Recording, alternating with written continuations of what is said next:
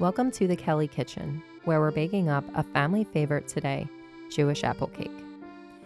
This is a perfect, cozy recipe for a nice fall day, and we actually use this recipe for every family function. It is extremely easy, and it's just that perfect comfort food and dessert, or it could be great for a breakfast with a cup of coffee. It has layers of sweet apples, a dense, flavorful cake, and these ribbons of cinnamon and sugar that are woven throughout. It's absolute heaven and makes your kitchen smell fantastic. All right, let's get started. Here are the ingredients. You're going to need all-purpose flour, sugar, baking powder, vegetable oil, orange juice, room temperature eggs, 6 medium apples, and ground cinnamon. Okay, we're going to start with a large mixing bowl, and you're going to add your all-purpose flour. And I always use a kitchen scale for these measurements just to make it more exact. It's always recommended for baking. And then you're going to add your granulated sugar, which not only sweetens, but it also tenderizes our cake. Then you're going to add baking powder, which is the leavening agent. And then you're going to mix all of the dry ingredients together.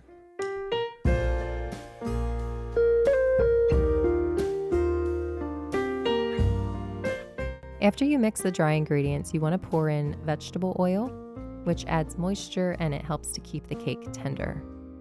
Mix it a little bit and then add in orange juice, which brightens the flavor and also adds more moisture to your cake.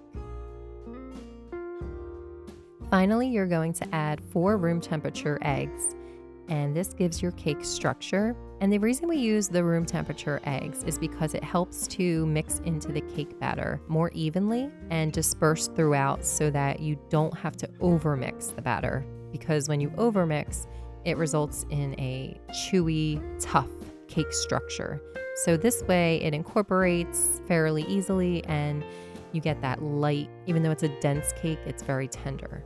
So as you can see, you're just mixing that batter until it is smooth, and you don't want to overmix it. You'll see that the consistency is very thick, and that's perfect. In a separate small bowl, you're going to combine the granulated sugar and ground cinnamon. This is going to be layered throughout the cake, and it's placed on top of the apples, and it really just enhances the apples and gives it that cinnamon sugar amazing flavor. So you're going to peel 6 medium apples. I prefer to use Honeycrisp or Pink Lady, and there are certain apples that are great choices for baking that are typically different than apples you would use for eating. I have on thekellykitchen.com an explanation of ones that are good choices for using in recipes like this. So you're going to peel those apples, and then we're going to slice them up into bite-sized pieces. They don't have to be perfect, but they should be relatively the same in, the thickness so that they bake evenly. And now it's time to assemble the cake. You are going to spread 1/3 of the batter evenly in the bottom of the pan, and then you're going to top with 1/3 of your sliced apples, just kind of spreading them around evenly as you can. And then you're going to sprinkle 1/3 of your cinnamon sugar mixture over those apples. You're going to repeat this layering 2 more times and end with the final layer of cinnamon and sugar on top. Now, when you're doing that middle layer of batter, don't worry if it doesn't fully cover the apples. It'll spread out and fill in during the baking. So just try to get it as evenly as possible with the layering. It can, be a little tricky sometimes. Sometimes I make the second layer a little bit thinner than the other two, but just do it the best you can and it will still look perfect.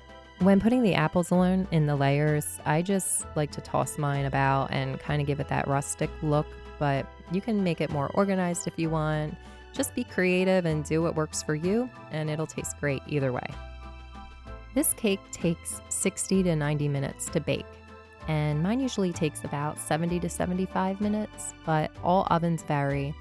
And you have to just determine, based on looking at it, the top. It might look slightly underdone, a little bit gooey, but you should be able to test with a toothpick to make sure that underneath is fully cooked.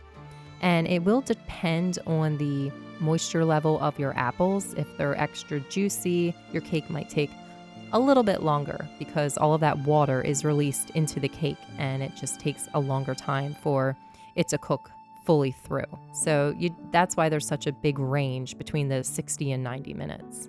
When your cake is done, you're going to want to let it cool in the pan for about 15 to 20 minutes before removing it from the outer pan. After removing it from the outer pan, I will let the cake cool completely on the inner tube.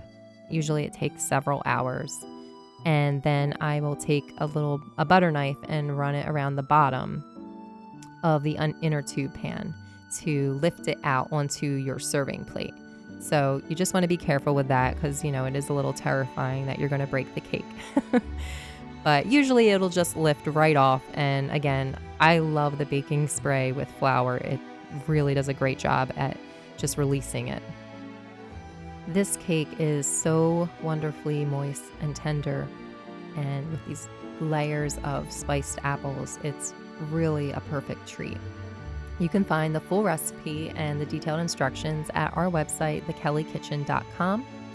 And if you enjoyed watching this recipe, please give us a like and subscribe to our channel for more Simply Good recipes from the Kelly Kitchen. Thanks for watching.